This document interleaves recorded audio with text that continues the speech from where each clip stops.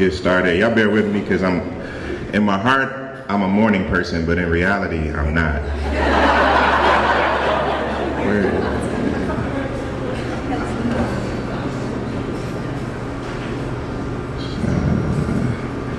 This is a PC and I'm a Mac, so there we go. All right, good morning. Can everybody see? Am I blocking anybody? So my name is Marshall and I'm here to talk about community. And so many cameras up, golly. Y'all really are making me feel like I'm famous right now. You go outside of like 670, nobody knows me.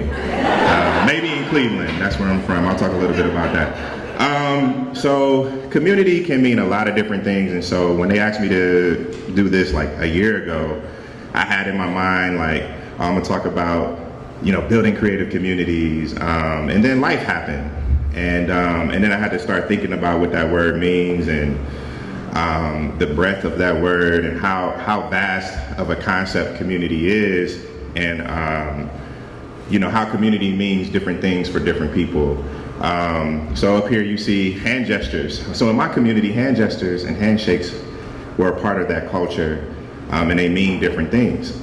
And I think that was important for me to kind of bring out and talk about, because in my community, how you shake somebody's hand or how you give somebody what we would call dap, or give me 5 on the black hand side or something like that, was very specific and very unique to Black culture and Black community. And so as we think about community, I want you to kind of consider what community looks like for you. So I'm not the only one doing all the work. It still takes a village. So anybody ever heard it takes a village to raise a child? That proverb. So a good friend of ours, Unique Jones Gibson, she started a project called Because of Them We Can, and she also started Dream Village, and they have a saying, it's on my hat, that it still takes a village. So when that child grows up and gets out into the world or leaves their home community, they have to find village. And I'm very grateful and blessed that village is still with me, because even as adults and as we grow older, we still require village. But I'm gonna ask y'all, before I get there, so creative, so we're all creatives, right? Yes, anybody not consider themselves a creative? No? All right, so we agree on that we are all creatives, right? And that doesn't mean that you will have to be an artist or a designer, or, sort of a traditional industry creative. But we all have an opportunity to create, and we all create in our own ways. And so creatives have the unique opportunity and ability to manifest their own realities and change what is wrong in their community and in the world. So if we're all creatives, we all have that ability to seek change, make change, and be the agents of change. So I didn't bring note cards, which is something I wanted to do, but like I said, my ambitions of getting up at 5 a.m. to go to the store and get note cards just wasn't happening. So, but thank God for technology. So I was going to ask everybody to, if you have notepads or phones, to take about 30 seconds and in a few words, define this for yourself. Write down what is community to you. And I'm gonna ask 2 people to share what that means. And then the second question I want you to answer is, why is it important to have community? So what is community and why is it important? And I'm gonna be honest before I go further. My wife is sitting here. She is my ghostwriter. So any and everything you probably see up here probably came from her. So I did want to give her credit and give credit where credit is due. But please take a few minutes to start to begin to reflect on what that is and what that means to you. Because I think community gets used in a lot of different ways. But hopefully when we leave here today, we'll have a deeper sense of community, but also start to look at the communities that we're a part of and explore what they have and what they may be missing. So what is community and why is it important? And if anybody is just burning to share, I'm not gonna ask you to raise your hand, but please share. Javier?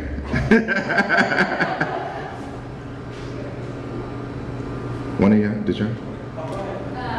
Having people around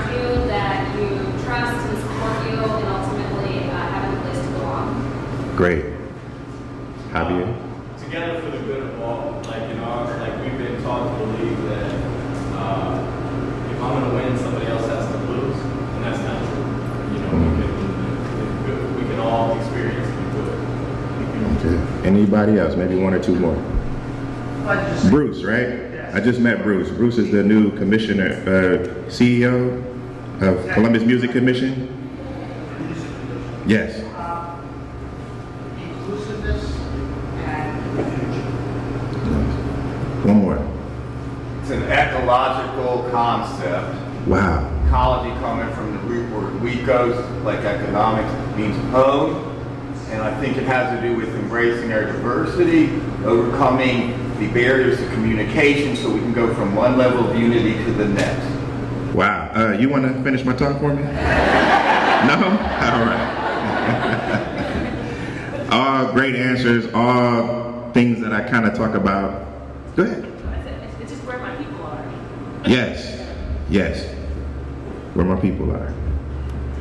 So, speaking of where people are from, I'm from Cleveland. I'm going to give you a little background for those who don't know me. I'm going to kind of run through this really quickly and then hit a couple points and then be out of your way. Is that cool? If that's cool, say cool. Cool. All right. That's what my poet friends do. So I might do that a couple times there. So Cleveland is a city where I come from. So run, run, run. And Cleveland was a community I was born into, which is, when I say that, that's a community that I didn't necessarily have a choice of being a part of. It's where my parents settled. It's where I was born. It's also the home of Bone Thugs and Harmony. It's a little taste of harmony. Smoking Little Warriors, right? But this was the community I was kind of given, right? And we all have that experience of community and what we're given. I forgot to start my phone, so is somebody keeping time for me? Okay, all right. All right, so if y'all hear an hour, blame David. So this was a big part of my community. It doesn't look like this anymore. It's a brand new school. It's called Cleveland School of Arts. I went there from 4th grade all the way to high school. I transferred like somewhere in the middle because I thought I wanted to play basketball, and then art. I was just a better artist than basketball player. But this is kind of where I started to learn about community as it pertains to my just creative. And it was an inner city school, a public school.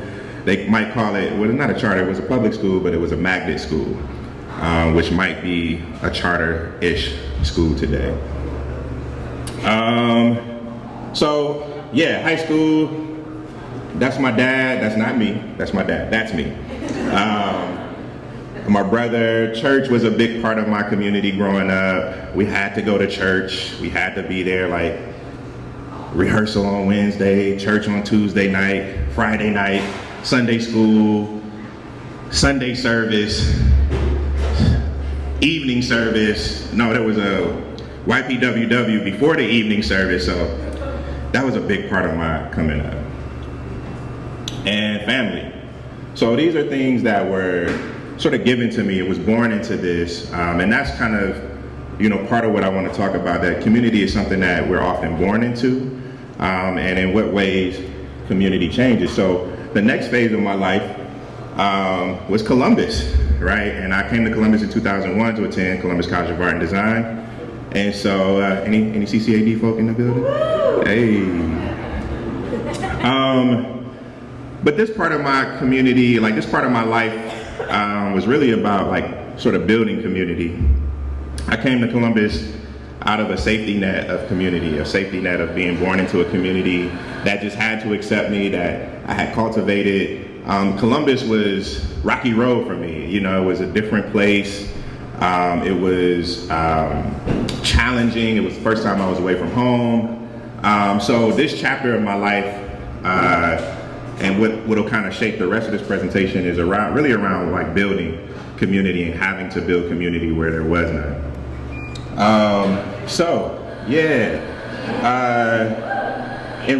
This picture was really about like the enriching artists in the community, because that's a big part of my fabric. But also my family, right? And my wedding and my beautiful wife. The reason that I've kind of pivoted in terms of like what I wanted to talk about in terms of community is because this is my father-in-law, and I've known him over 10 years. And about a month ago, we lost my father-in-law. And try not to cry. Well, I'm not gonna cry, but I got to keep it together. But he was really special to me. He was a bonus dad, is what I would call him. And the reason I bring this up is because when that happened, the ways in which community showed up really solidified to me what a community is really about, right? And I think it would behoove me not to mention his name and to keep his memory close and aware, but also as representative of what community and how he embraced me as a son, even before I married his daughter, and how he showed me and filled in the gaps. I might have been missing that. Hey, keep it down over there. I'm in a special moment here, sir. I'm kidding, he's doing his job.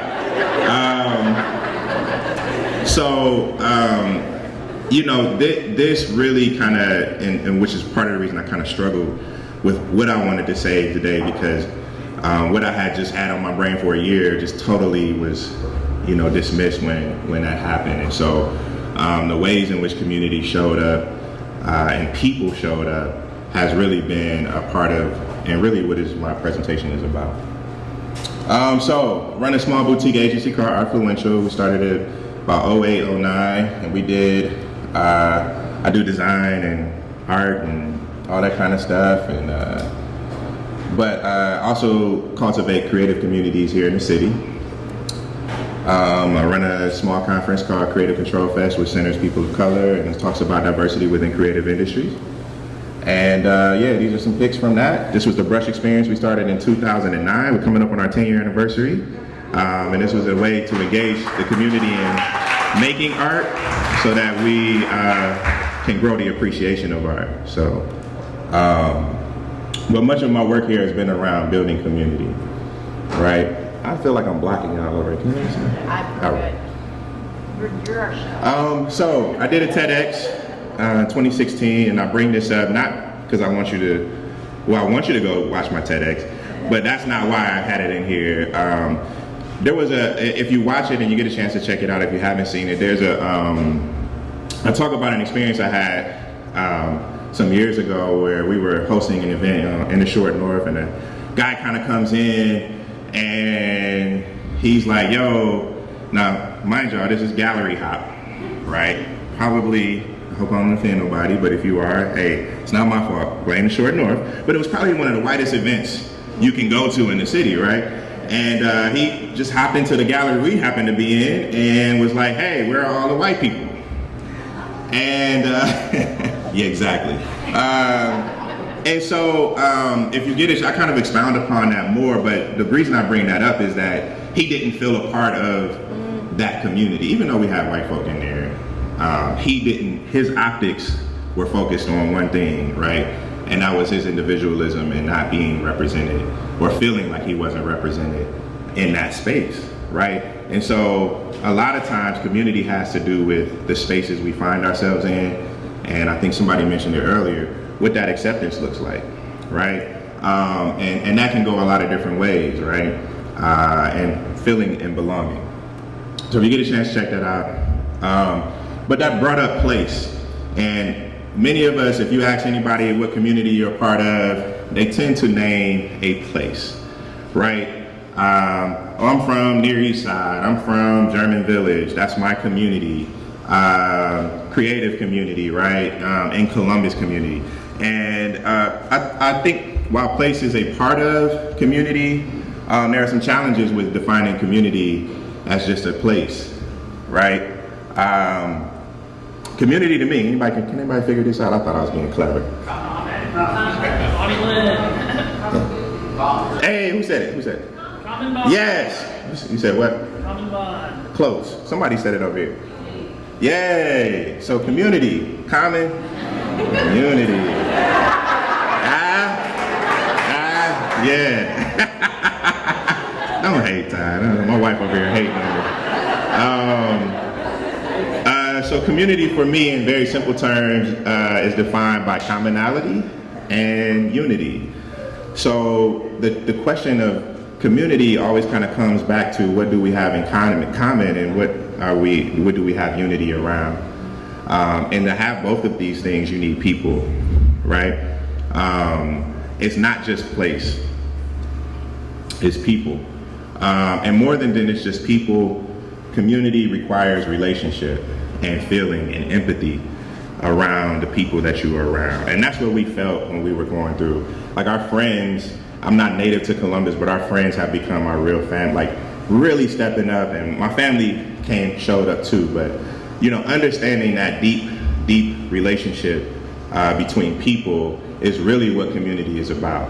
So if you have community and it does not involve relationship, I question whether that is truly community, right? Martin Luther King says, I love to quote Martin Luther King because he just had bars, and he says, whatever affects one directly affects all indirectly. I could never be what I ought to be until you are what you ought to be. This is the interrelated structure of reality, right? And what other way to define community than empathy and caring about who you're next to, deepening those relationships. In this day and age, back in the day, community had to be centralized to a place. But in this day and age, we navigate multiple communities. Online, in a city, across the world, we navigate multiple communities, our work communities and personal communities, our friends, our real friends community, our acquaintance community. So we navigate a lot of spaces, but at the center of those things are people and relationships. So, and I'm almost done. Just a couple quick points that I want to bring up before we get out of here today, and really just kind of talk about what cultivating community and some things you might want to take back or not to your community, and to think about food for thought, and then we'll take some questions. So reach in, reach back, reach out, and reach down. Shout out to my wife for ghostwriting some of that. When I say reach in, it's twofold. So starting within yourself, right? What does that mean for you? That's why I actually do that exercise, to really start to think about not blanketly throwing these terms of community out, but really thinking about what is community and who is your community, right? Starting within, and what you believe about community and why. And then connecting, right? It goes back to that relationship, connecting within the community you are. So how many communities do we say are our communities, but we don't have relationships with the people that are in that so-called community, right? We're just affiliated at that point, right? We talk about neighborhoods. Are they communities or are they just neighborhoods? You know, how many times do you talk to your neighbor? How many times have you broke bread with your neighbor? How many times have you invited your neighbor to your house? Or just had a conversation with them, right? So reaching in is a requirement to me around really having a community. And a lot of times we talk about neighborhoods as communities, but there's really no community there. I'm sorry, I know that's a little pessimistic, but it's real, right? Reach back. So every community has an origin story. What is the history in that physical space that you're in? I'm not a historian. I call myself an enthusiast and a student of history, so that's always going to be an important component for me. But I think as our city changes, as the world changes, understanding and learning about the history of the places that we find ourselves in is also a necessity around building community, right? What has been eliminated from those communities and why, right? And how do we rebuild those things? And we start by understanding what their origin stories are, learning that history, understanding that history. So when you understand that community and that history, you can get an understanding of the culture that is that community and understand maybe why that community might be in the way that it is. And then regardless of the community that you go to, you have to respect it. Now I said respect. You don't have to like the community, but you do have to respect it. I'm from Cleveland. I'm not going to watch LA or the south side of Chicago and disrespecting folks in that community because they're gonna roll up on me, right? You know, they're not gonna take that lightly. So having a respect for that community and its culture, whether I like it or not, is a necessity, right? Particularly if I'm not from that community. So understanding these things and reaching back to understand that history is a point I want to bring out. Reach out. So I'm gonna stick with this for a little bit. So a lot of times we can get isolated within our communities, right? And that isolation often breeds prejudice, discrimination, bias, and you just end up living in a bubble, right? And that becomes dangerous when you don't journey outside of your community. And we see that in this climate, that there are a lot of people who view the world in a certain way because they haven't been exposed. So reaching outside of your community or inviting people into your community, I think is a part of building healthy and cultivating healthy communities. So who don't you see in your community? A lot of diverse communities, or people call themselves having diverse communities. But I often walk in the room and I hear diversity and I don't see physical diversity. So that kind of gets a blanket term. Diversity gets a blanket term too, because you have to identify what diversity means. Diversity of ideas, diversity of people, diversity of gender, race. So who don't you see in the room? Who don't you see in your community? And why don't you see them in your community? Is that intentional? And I believe exposure is a doorway to possibility, and that's across the board. So once you get outside of your community and you start to see how other communities are and just meet people and connect with people, you start to build tentacles outside of your community and form relationships. Y'all still with me? Yeah. Is that cool? Say cool. All right, we're moving on. It's my last point, and then we'll close it out. Reach down, and it's simple, lift as you grow. There's always people in your community that you don't know may be struggling with health, with poverty, with things that you may not even see or hear. But lifting as you grow, and you can't have community without people. So if the least of these among us is struggling, then we are as a community are struggling, right? Yeah. So again, what is this question of community, and how are we defining that if people are being shut out and people are not able to progress within those communities? So reach down and reach back. Finally, and this is another African proverb from a Bande proverb, and it says, sticks in a bundle, I kind of augmented it, but it's sticks in a bundle are not easily broken, right?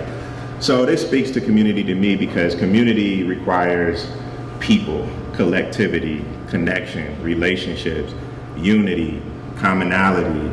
And I think in a world where individualism is at an uprise, right? Who I want to be, who I identify as, we have to also identify what's sustainable as a society, as a people, and that's connectedness in people and togetherness, right? So bundle up next to your community and work together. Make sure that community has some skinny sticks, some big sticks, some branches, some twigs, maybe a little rope in there, because that's what makes us much, much more stronger. Thank you.